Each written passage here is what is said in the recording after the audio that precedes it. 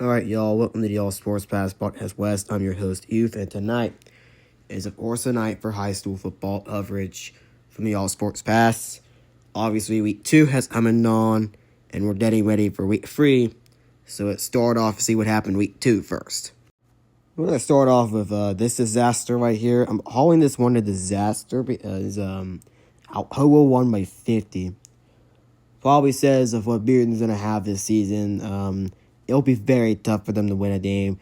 I know it's Alcoa, but losing by 50 is a lot, especially for a team that last year only lost by 2. So, very interesting to see how this goes for Bearden and so forth. As for Maryville and West, it's kind of surprising how this one ended. 48-7 win for Maryville. Because honestly, West is a very interesting team. 2 lose by 41, and it's a team like Maryville. They would have lost by 20. That would have been normal, but that's pretty weird. West is normally not like that, and we'll see what happens to them in the season as well. Maryville should be feeling pretty good about this win as well, because they do that today with Bearden, which did just lose 63-13 to Alcoa, so Maryville should win easily there. And we all know about Torrey Belfort, and we all know how he's going to do. He's probably going to do 4 or 5 touchdowns at this Bearden. At worst, really. I mean, it's his old stool. He's going to perform well, so we'll see how bad this game is once Maryville takes on Bearden. Coming up next week at Ferryden, they took a very interesting loss to Powell last week. And I'm wondering how this game was pretty close. Well, it's Powell's QB that injured, and they had to rely on their backup.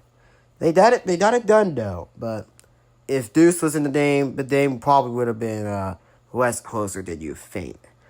But still, it's a good look for Faraday coming into Upperman, which, by the way, that's a tough team to play, as you're playing it as a team outside of East Tennessee and all that stuff. And you're traveling to them as well, which is even worse.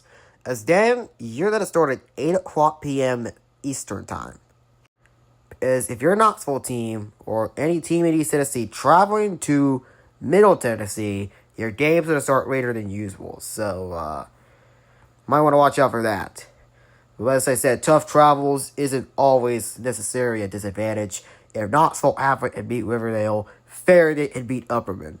But I think Upperman is a state championship contender in 4A. I think they're going to win.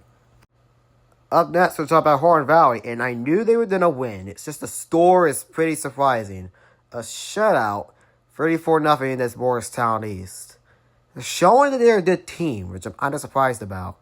But let's see if they can keep the tempo up, and it's Bradley, which again is a team that they lost close to last year at home. But then again, Bradley's deforming from their boot harder season, and obviously, they haven't been Bradley Central 2023 since. But hosting in this Horn Valley is a diff sub hope for Bradley, and they potentially get it done. Currently, their only win so far is against Walker Valley at their place, which, to be honest, doesn't say a lot. Walker Valley beat Cleveland, and Cleveland, surprisingly, hasn't won a game this season, which is pretty interesting. They did pretty good last year. Those odd number years, definitely not it for Cleveland. But nevertheless, I thought Bradley winning this game. I think Horn Valley's winning streak ends here. They look good. If they could potentially beat Bearden, and I'm surprised I'm saying that too. But then again, Bradley's just better. Up next, let's talk about Oliver Springs. Not a good result against Aitzen. 46-22 loss. Kind of was expected. And I guess we all get the idea by now that Aitzen is a powerful team in Will County. And there was not a single slight of shot that Oliver Springs could have won this game if they were better. So, yeah, not a good look for Oliver Springs. But that's stuff they got Oakdale, which is a pretty easy game. I think Oliver Springs is going to win that easily.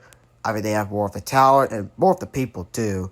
As in 1A, it depends on how many people you have. Oakdale is a really small town, so you're not going to have a lot of guys on the team, but I think Oliver Springs will win. Up next is Oak Ridge, and they did pretty good, beat Clinton 42-13. Obviously, Clinton's dealing with a new head coach, so there's some stuff that's going on for them right now. It looks like Clinton's defense is not looking too good, especially if the new head coach was the former defensive coordinator at Halfway. So, gotta have some work to do if you're Clinton. But Oak Ridge here, they're looking pretty good coming up against North City, which, to be honest, it's just a preparation for the new Say talent that I have this season. Obviously, they're very close to district play, but not yet. So this is going to be another just go-through win for Oak Ridge until they face off in the 6A teams. And that's coming up, too.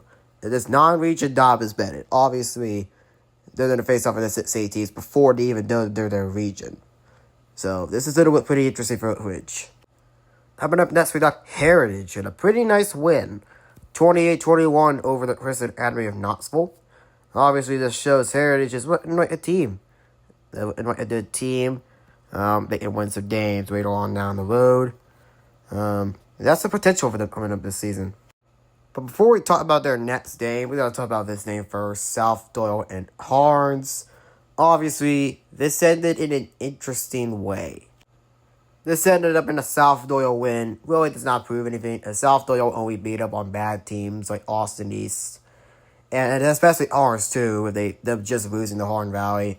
So it doesn't look good for both teams, even if South Doyle had won this game. South Doyle up next. You guessed it, they gotta travel to Heritage, who is actually beating a team that looks like they can win names. And South Doyle hasn't yet, so Heritage has the talent. They're hosting. I'm going to dip this one to Heritage on this one. South Doyle's got a lot to prove before they can get some victories right on down the road. As for Harns, though, they got Campbell County. Luckily, they're hosting, so they don't have to travel far. But, yeah, Harns ain't looking too good. But fortunately for Harns, neither is Campbell County. This is the first team they can actually find a way to win. And I thought Harns winning that game. I seen him winning. Like, I don't know. Campbell County doesn't have that much talent as Harns has a little bit of talent. Campbell County has less. But I have Harns winning this game based off home field advantage. It would be a close game and all that stuff, but I thought Harns winning. Last but not least, we got William Blunt, and they're going crazy right now in this football season. Scoring combined over 100 points with 49 points and 59. It's crazy on how they're doing that good this season, like, offense-wise.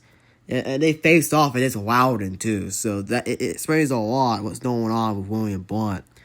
And even better for them, they got Clinton, whose defense is not looking that good. I'm going to see William Blunt winning this game, and I have William Blunt winning this game, and it's probably not going to be even close, too. And that's all I have for today. This is the All Sports Pass Podcast West. Like and subscribe to the channel. And subscribe to the North channel too. Help us a lot. Your host, Youth, signing out. And next up is the Vols. We posted tomorrow. Why is it posting this? Good night.